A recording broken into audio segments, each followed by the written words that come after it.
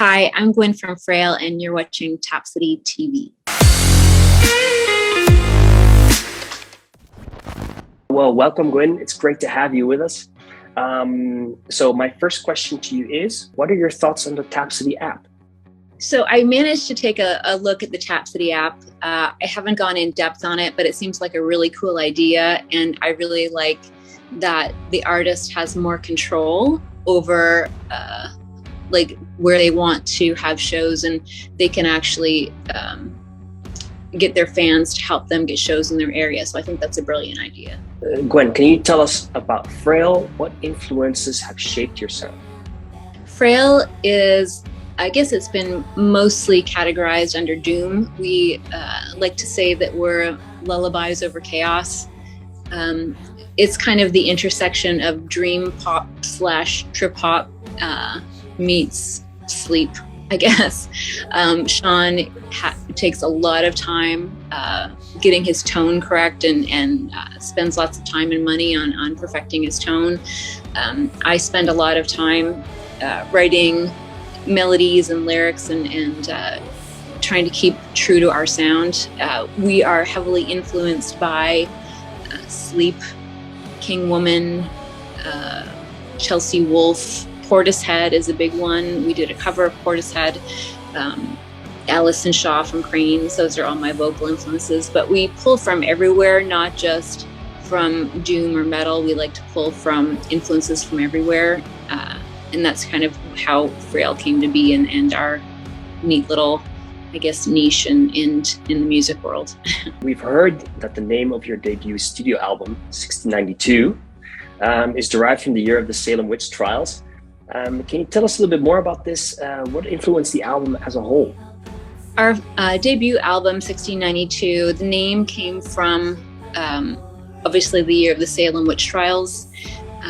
We are heavily influenced by the Wiccan community and the pagan community. I myself am not Wiccan.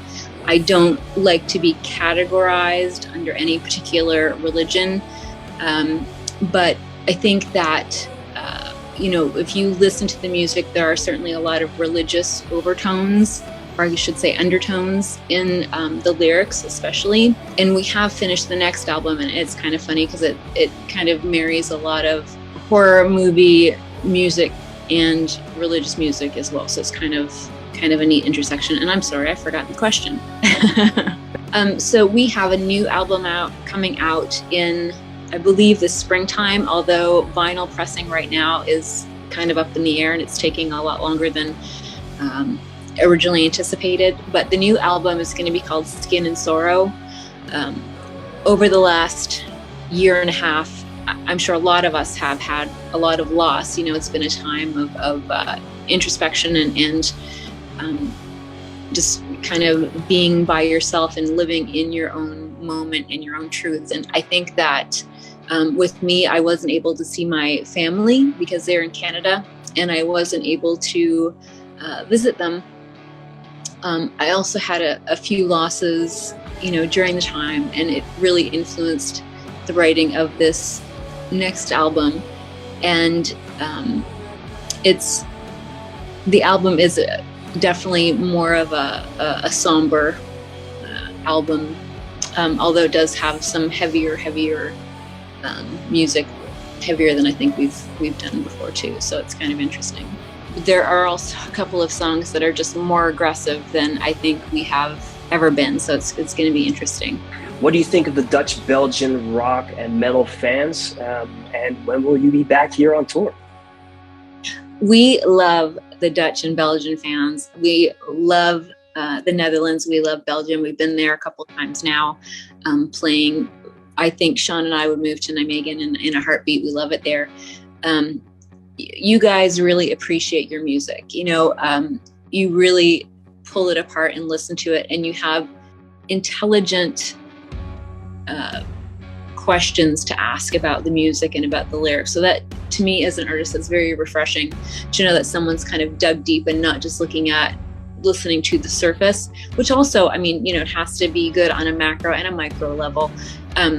But you guys really kind of dig deep and want to know what it means and want to know, you know, where this tone came from, or want to know how we created this.